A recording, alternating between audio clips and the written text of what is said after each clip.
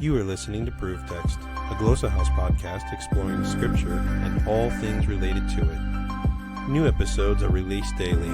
For more information, check out glossahouse.com and subscribe to our channels on Spotify and YouTube. Welcome and enjoy. Hey everybody, welcome back. And before we get started today, we have a big announcement, and that is that we have had a name change. So we are no longer the Deeper Dive podcast. That name was sort of a placeholder that we just ran with for a while, but now we are the Bible in Context. So if you've been listening more recently and you've been hearing us say, welcome back to Deeper Dive, and you have no idea why we were saying that, well, that's why. And so now we are the Bible in Context podcast because we want to read the Bible as it was meant to be read in its cultural and literary context, and also because our first name was very popular. There were lots of deeper dives. So, welcome back to the Bible in Context. Today it's just going to be me. Nate will be back with us next time, and looking forward to that. But for now, let's go ahead and dive back into the first chapter of Genesis. Last time we left off with God coming to the world, the waters and the earth in a state of ruin, and these are things that are not hostile to him, but they are bad. He did not create these bad things, but they are there, and he's going to begin forming them into good. And so when we left off, we saw the Spirit of God was hovering over the face of the waters. Now, the Hebrew term behind spirit here is ruach, and it can be translated as spirit, breath, or wind. So when you breathe in and breathe out, if you feel your breath on your hand, that is your ruach that you are feeling. It is, in a sense, your animating life force, because without it you cannot live, and you need your breath to move and to do work and to animate your body. So it can be helpful to think of it as an animating life force. Now, Yahweh's breath and his spirit is different from ours. His is actually a living person, and we're going to see that while our ruach comes into us and gives us life, Yahweh's ruach goes out and creates life. Now, the Spirit of God, the ruach or breath of God, was hovering as a bird over the face of the waters. This word hovering is actually used of birds in Deuteronomy 32:11. Just kind of this peaceful, caring hovering. And you actually see, I think Luke picks this up in the New Testament whenever he depicts the Holy Spirit as a dove coming down to Jesus. Now God's ruach is hovering over the face of the waters, just like the darkness was over the face of the deep. So here we have these two dark things mirrored, the darkness and the deep, darkness over the face of the deep, and now we have God's ruach over the face of the waters.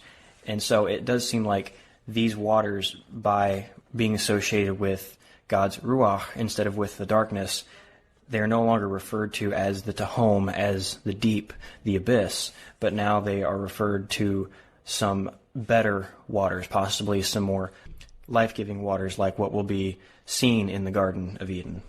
So already Yahweh's presence has taken what is bad and bettered it.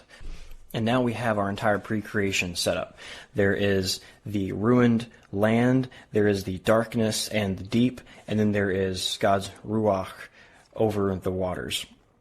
Now we get to the actual days of creation, and we're going to see Yahweh start to restrain and confine these dark elements and turn them into something good.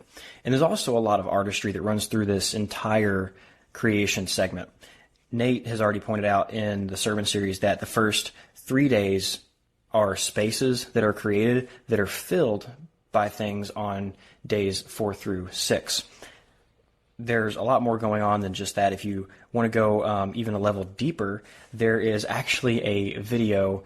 It'll kind of make your head spin, but it's really good. There's a scholar named David Andrew Teeter. He is a Bible scholar at Harvard, and he recently was part of the Hebrew Bible Conference at Multnomah University, and he gave a talk on the literary symmetry in Genesis 1.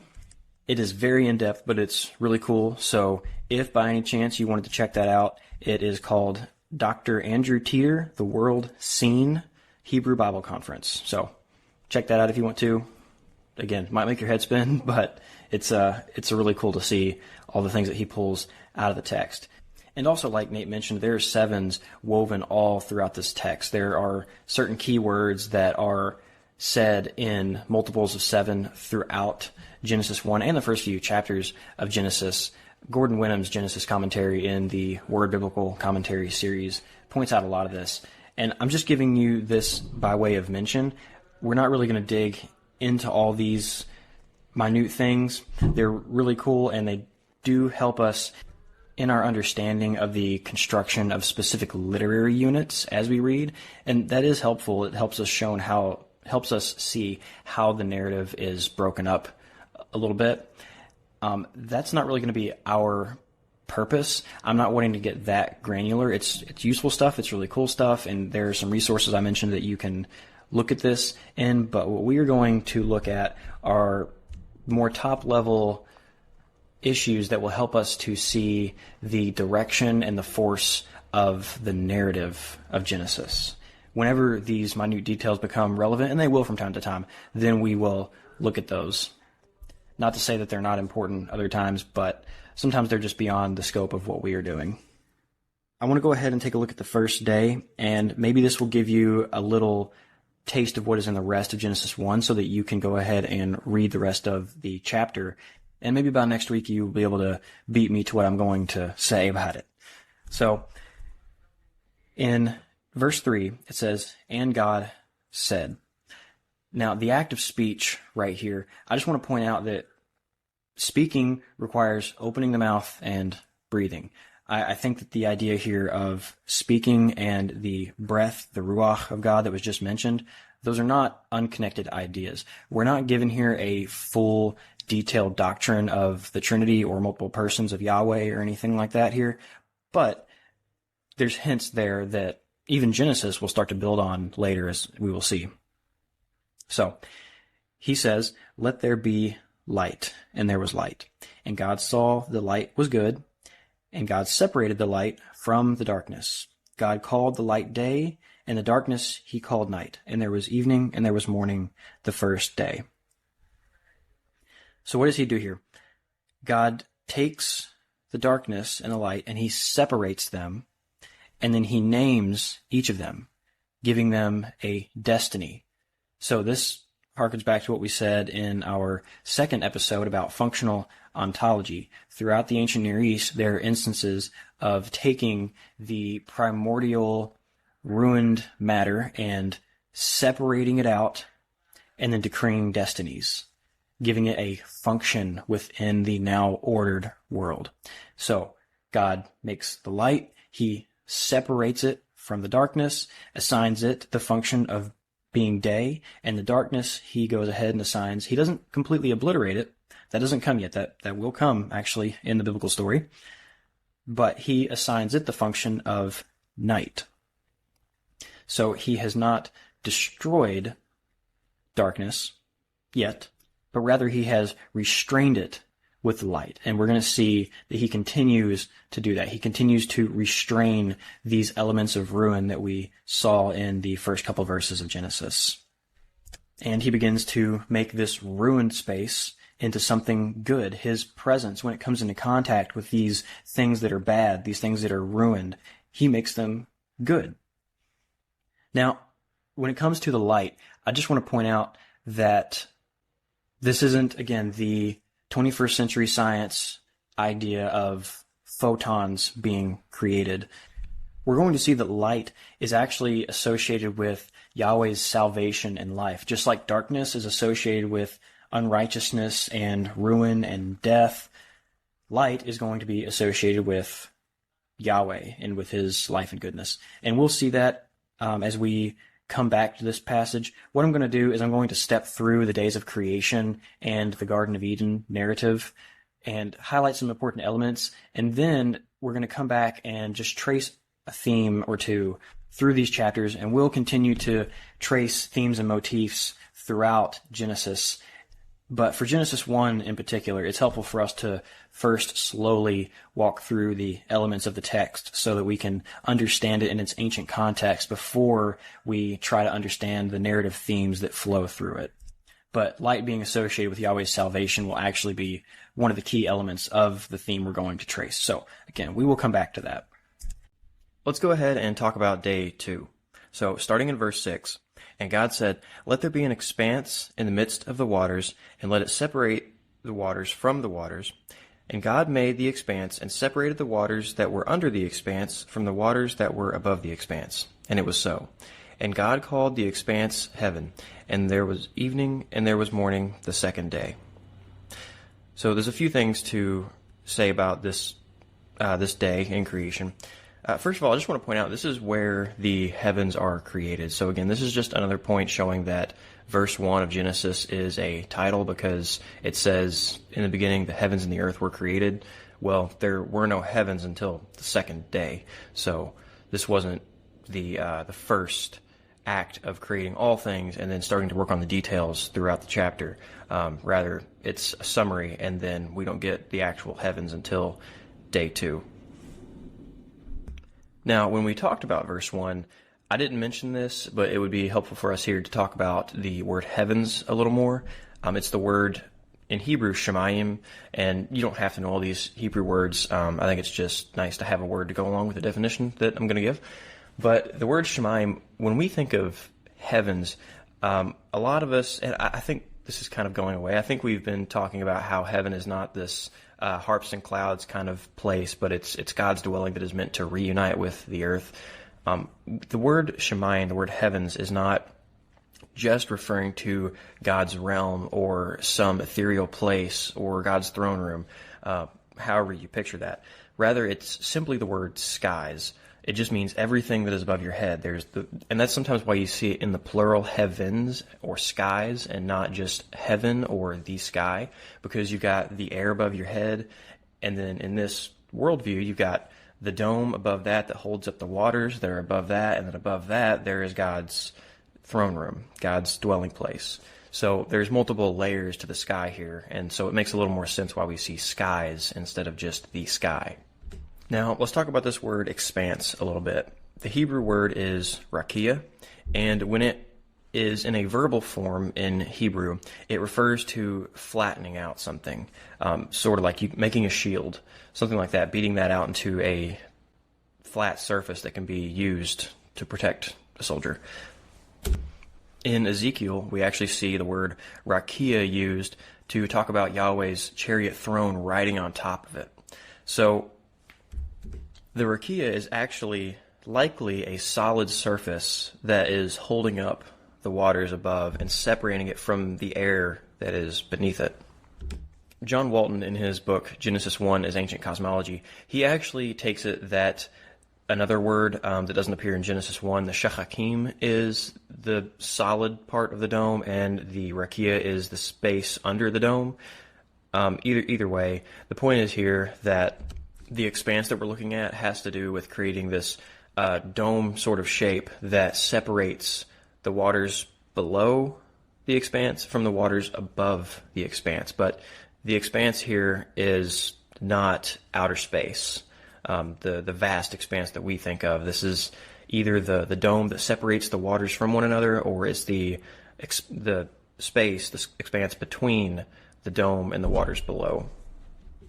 And once again, here in this day, we have Yahweh controlling and restraining an element of chaos. He takes the waters and he splits them, he separates them.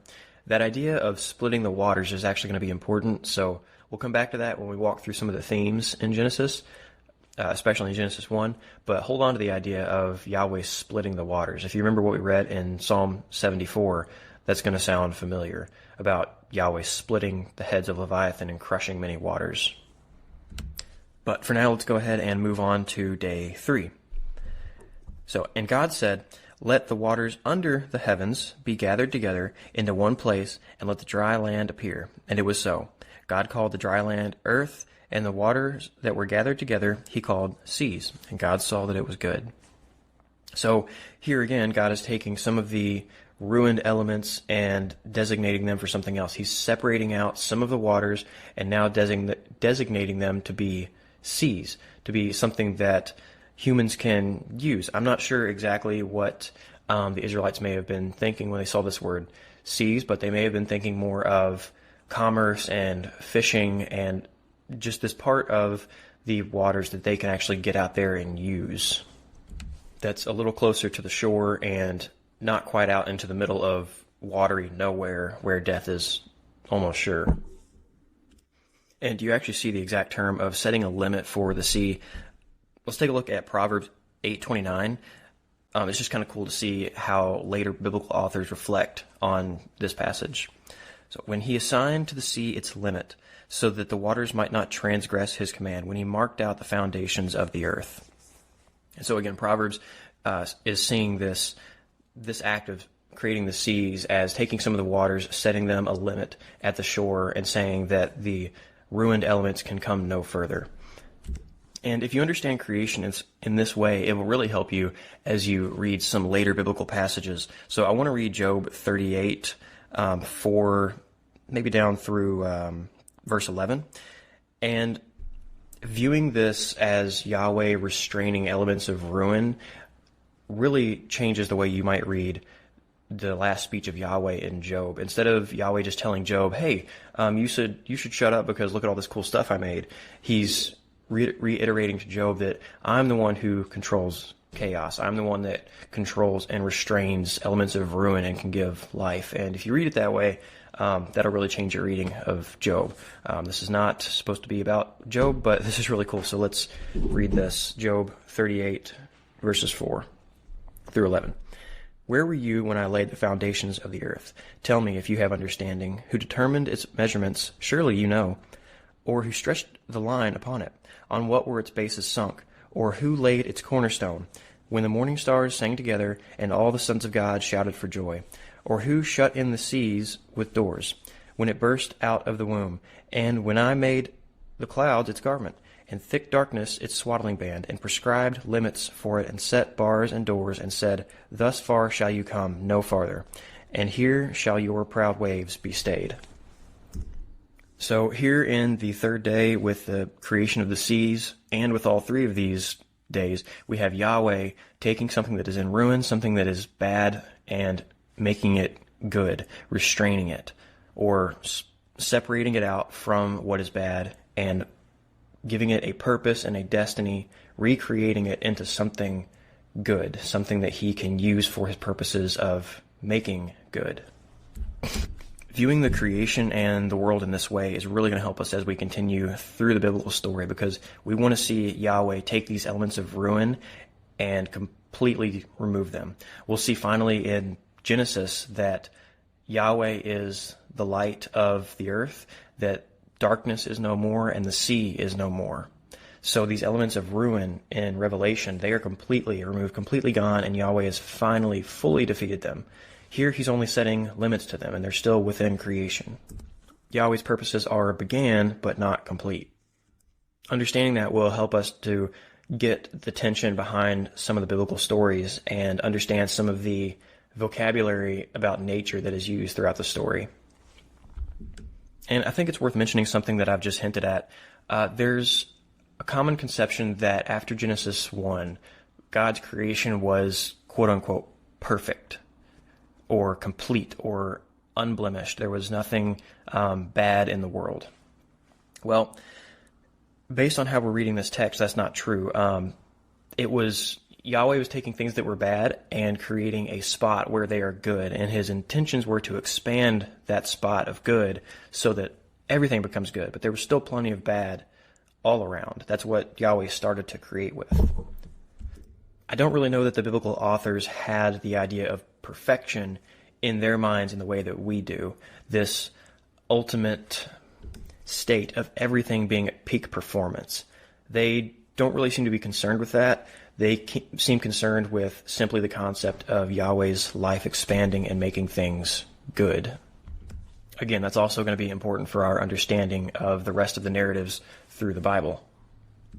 So having laid that foundation in the first few days, we'll pick up with the last 3 days of creation where these spaces that have been created are filled with good things. So far, we have taken the ruined elements of darkness and waters and created light in the darkness, separated the darkness, separated the waters, and created a space where humans can live, and then created some seas that are better for the land to dwell in and where the land can be used to set limits for the waters.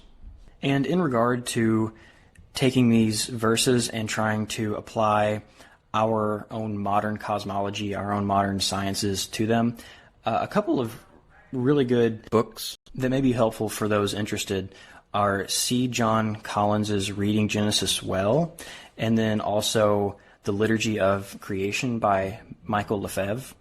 So both of these books have a chapter on the ways that Genesis has been used throughout other eras of history to prove the science and philosophies of those days. And you really can't blame them. If you haven't been taught about other cultures than your own, then of course you're going to read the Bible in light of your own cultures. And if you see the book as inspired, then of course it needs to make sense to your culture. So you're going to start to read your culture into it and pull out the things that you see in some way they resonate with your culture. But us trying to take Genesis 1 and adapt it to our own science and our own cosmology, we are in a long line of generations of people who have tried to misappropriate the Genesis 1 narrative to fit our own cosmology just so that we can seem like we make sense to those in our own culture. That's just another reminder that we need to read these texts in light of the ancient Israelite authors' cultural assumptions, pull the meaning out of the narrative set in that culture, and then apply its meaning to our day, to our lives, and our narratives. So, until next week, continue reading through Genesis 1. Look for those elements of God taking the things that are in a state of ruin, separating them out, and then assigning them names or functions. And you'll see a little bit more of that functional ontology, that creation, not by zapping into existence out of nothing, but rather by taking the lump of raw material and giving it a good purpose, creating something out of raw material rather than from nothing. And then also just look for the ways in which Yahweh is restraining the ruined bad elements that we saw at the beginning of the chapter, and how he is turning that into something good so that he can expand his goodness through all creation by means of his imagers. In some of what I just said, I jumped ahead in the story a little bit, but we will get there. Anyway, we are out of time, so thanks for listening, and I hope this was helpful.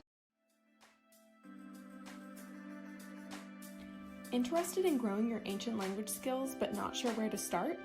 Glossa House can help. From illustrated readers and short stories to lexicons and grammars, Glossa House offers a variety of resources for beginning, intermediate, and experienced ancient language learners. Head to glossahouse.com today. Glossa House, language resources for the global community.